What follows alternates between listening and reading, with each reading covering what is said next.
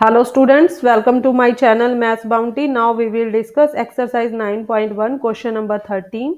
As observed from top of 75-meter high lighthouse from the sea level, angle of depression of two ships are 30 degree and 45 degree.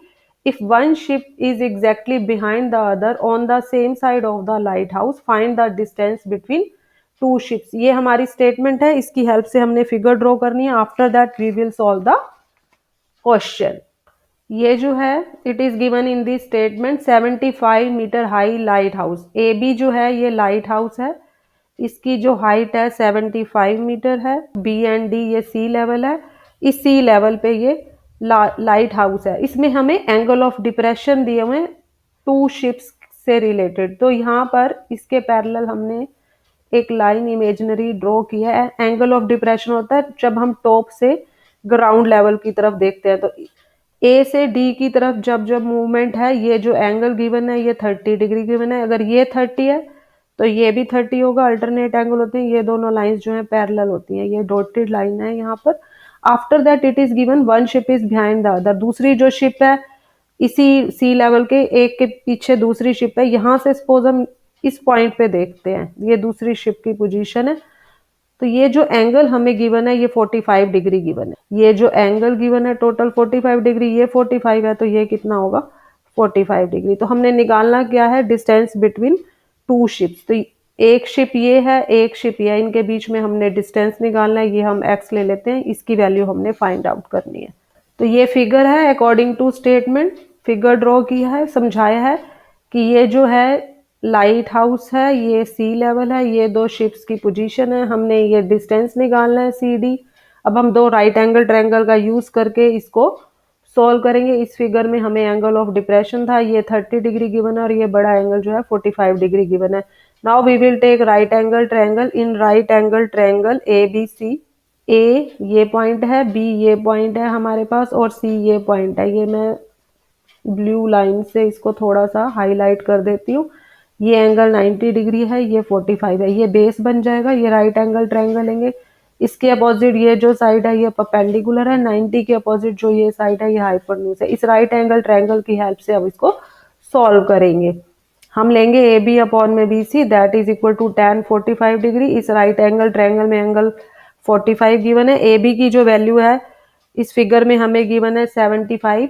ये जो side है BC, इसको हम y भी assume कर सकते हैं, इसको हम BC भी रहने दे सकते हैं। तो in terms of variable questions कर रहे हैं, तो BC हम ले रहे हैं। लेट जो ये BC साइड है that is equal to y, तो इसको y ले लेते हैं। टेंजेंट 45 पे वैल्यू 1 है, क्रॉस मल्टीप्लाई करेंगे, सॉल्व करेंगे, y की वैल्यू आ जाएगी 75। ये हमारी फर्स्ट इक्वेशन है। आफ्टर दैट हम सेकंड राइट एंगल ट्रायंगल लेके इसको सॉल्व करेंगे। हमने राइट एंगल ट्रायंगल लेना है, ए ये बी पॉइंट है और ये डी पॉइंट है। ये जो है बड़े वाला राइट एंगल ट्रायंगल लेंगे, ये मैं ग्रीन पेन से हाईलाइट कर रही हूँ। बी पे 90 डिग्री का एंगल बनेगा। ये जो है डी यहाँ पर 30 डिग्री है। ये जो लाइन बनेगी ये बेस है। 30 के अपोजिट जो ये साइड है ये परपेंडिकुलर है, 90 के अपोजिट ये वाली साइड है, ये हाइपोटेन्यूज है। हमने राइट एंगल ट्रायंगल लिया ए बी एंड डी, इसमें हम साइड लेंगे ए बी अपॉन में B T, that is equal to tan of 30 degree. A B की जो वैल्यू है फिगर के अंदर ये हमें स्टेटमेंट में गिवन है, ये 75 है। बी और डी यहाँ से लेके यहाँ तक ये जो टोटल साइड है x प्लस वाई आ जाएगी। हमने एक वेरिएबल x लिया, ये डिस्टेंस y लिया, ये आ जाएगा x प्लस वाई। 30 पे वैल्यू है 1/√3। इन दोनों को क्रॉस मल्टीप्लाई करके हम सॉल्व करेंगे। ये आ जाएगा 75 इंटू √3। 1 को इससे मल्टीप्लाई करेंगे, ये आ जाएगा x प्लस वाई। तो ये इक्वेशन है x plus y equal to 75√3। यहाँ से हम इसको सॉल्व करेंगे with the help of one equation. हमारी वन इक्वेशन है, y की वैल्यू जो है हमने 75 निकाली थी, इसका यूज हम सेकेंड इक्वेशन में करके इसको सॉल्व करेंगे। x प्लस 75, y की वैल्यू हम यहाँ पर सब्सिट्यूट कर रहे हैं, राइट साइड पे है 75√3।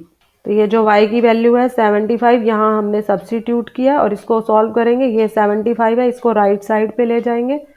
75√3 माइनस 75, इसको थोड़ा सा और सॉल्व करेंगे, x की वैल्यू आ जाएगी 75।